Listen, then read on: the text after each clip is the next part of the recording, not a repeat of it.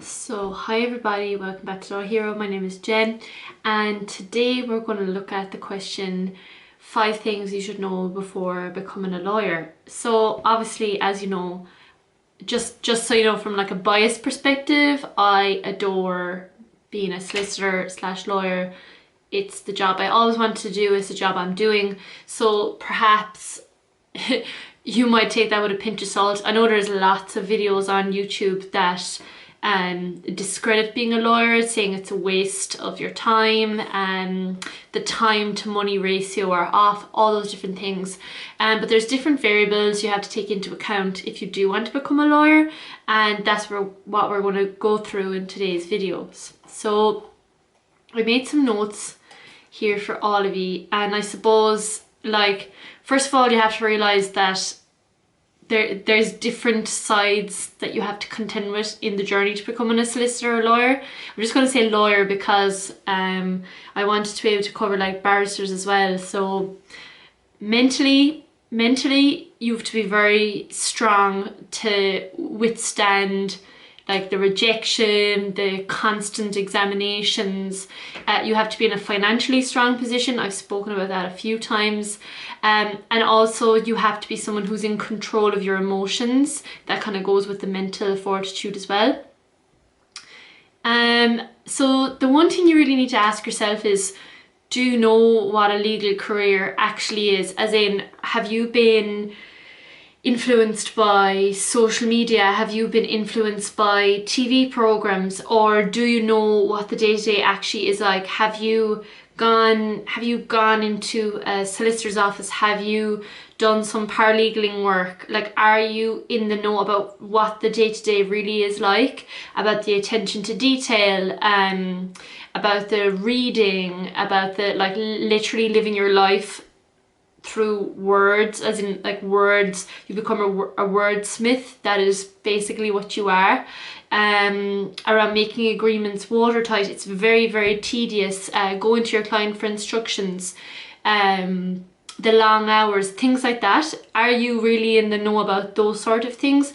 That would be the first question I would ask you to ask yourself. And for me, I knew a lot of that, bar the long hours piece. I always thought like a job was 9 to 5. I didn't realize that, like, you know the way you say, yeah, of course you can clock out at 5 o'clock, but the problem is in the legal profession there's lots of deadlines. For example, there's some statutory deadlines if you're involved in litigation or anything procedural, but at the same time, if you're on a transaction and there's a closing, you don't have a choice. It's outside of your control, and that means, like, if you're a lawyer, you have to deal with those deadlines. You don't have a choice. And the next area I want to discuss is around practice areas. So I very, very early on knew I did not want to be a GP, general practitioner, and that was from doing experience with general practitioners. I knew this because I know myself. I have a very big heart. I'm somebody who goes over and above for people, to the detriment of myself. And I knew that were I to become a GP or, for example, a criminal defence lawyer, it would erode me personally, because I am, quite frankly, too empathetic and not strong enough to withstand other humans. So therefore I decided to become a corporate lawyer, because I knew I would be protected by the non-human element of legal personalities. I chose to deal with legal personalities rather than natural personalities. But for you could have in your head, I want to help people. Like, if I can't do human rights, like, because not everyone can be a Mal Clooney, I want to be a criminal defence lawyer, championing the rights of real people. And I would implore on you to understand what that means. In Ireland, if you're a criminal defence lawyer, that means you could be sitting at home watching Netflix and next minute you're required to be down the Garda station until 2 in the morning assisting your client, or something happens in jail, you have to go to the jail and talk to your client. You are at the beck and call of the person who's paying you. Even if it's free legal aid, like your law firm is still getting paid from the free legal aid board or whatever, you still have to put the interest of your client first and you second. Whereas for me, I thought, no, like I don't want that. Again, I'm too emotional. Also, I value my free time and my free time more than that. And my job is not my identity. Like outside of work for me is just as important as work. But I had that conversation with myself a long time ago, and I do think that kind of helped me. That's why I'm asking you to make that decision before you go into law.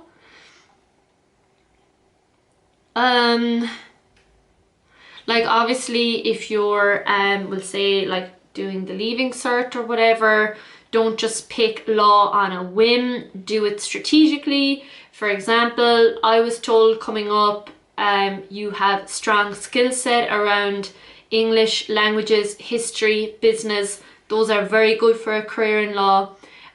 Whereas my weaknesses, I never did science, I never understood science, I was very poor at maths. I won't say very poor, but like I consider myself poor in relation to my contemporaries. Therefore, as in the 4th book of Harry Potter, Goblet of Fire, as Professor Moody said to Harry, you need to play to your strengths, and that was something that always was in my head. So I would ask you to do the same.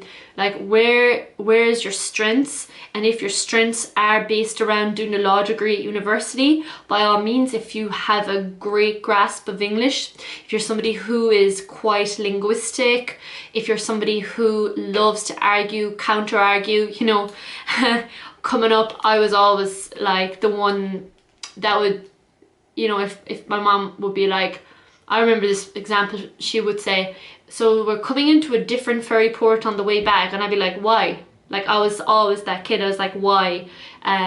Always asking why, so extremely curious and always arguing to the bitter end. So no, you can't go to that disco. I don't understand why I can't go to that disco.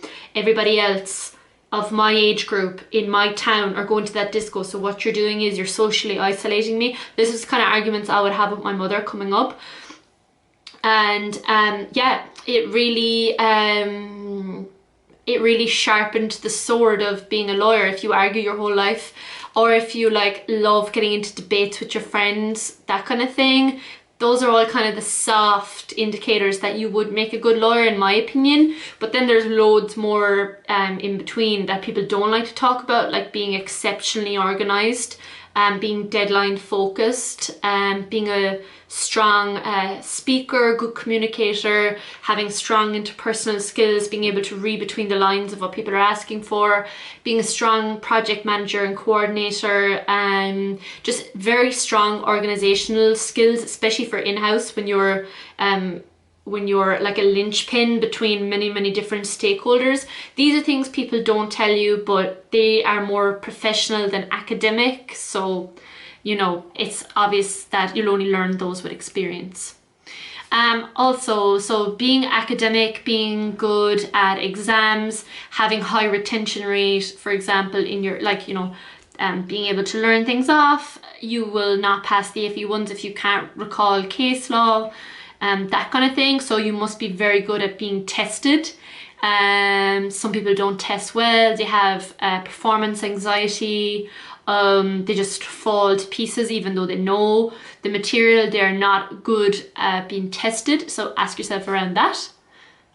And just so you know, in law, like the testing never stops. Like you do a CPD every year, which requires a test at the end. And also if you're like me and you want to go and do like extra study, if you do like diplomas and stuff, or you decide to do like a bar examination in another jurisdiction, that requires a test. Number 5, do you have the money to do this? Honestly, FE1s can drain people of finances quite quickly. Make sure you've done the maths around the finances.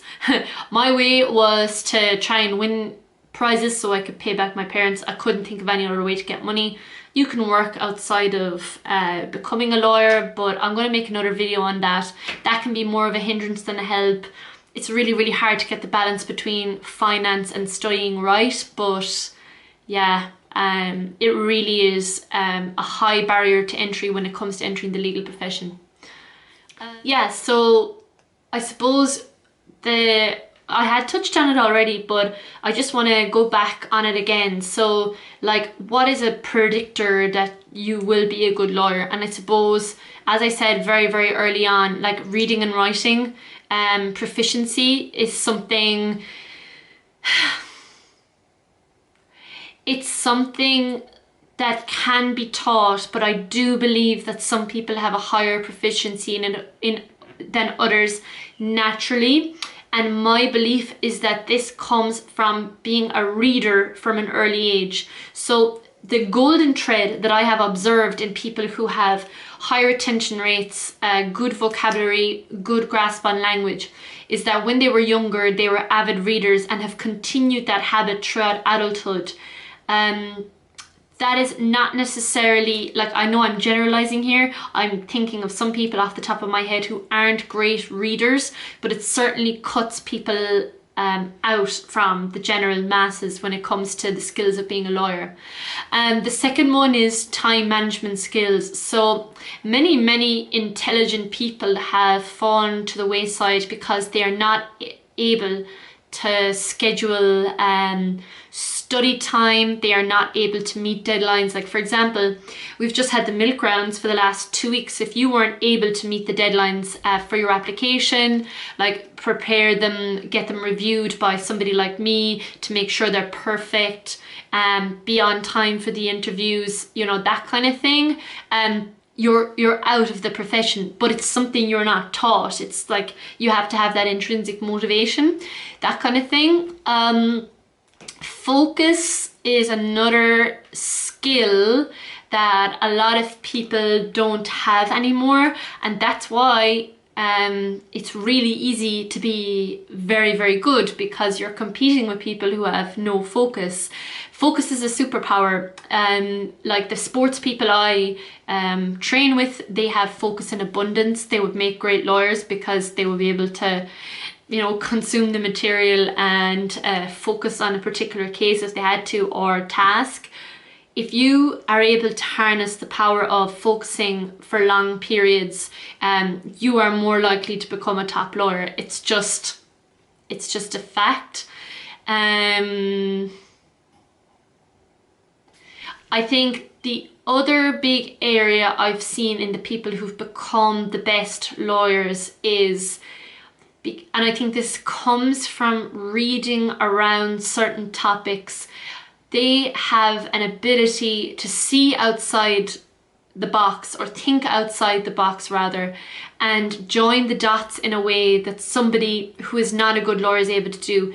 For example, if you're defending a case in court and you're coming up with a strategy, okay, so there's the strategy, everyone's okay with that, but somebody who is really special, the same on a transaction, they will be able to rewind out of it and like step out of it and look at it from an unbiased perspective, and in a way, and like, again, nobody can teach you this, it only comes from your intuition, or as the German fighter pilots would say, Fingerspitzgefühl, which means that you have a perception of problems that you are able to assimilate in your brain on a different level to other people. I know that sounds really flimsy, but what gets you to that level of assimilation is that you have spent years and years and years building up your knowledge. Because what is intuition? Like, people can't really define intuition, but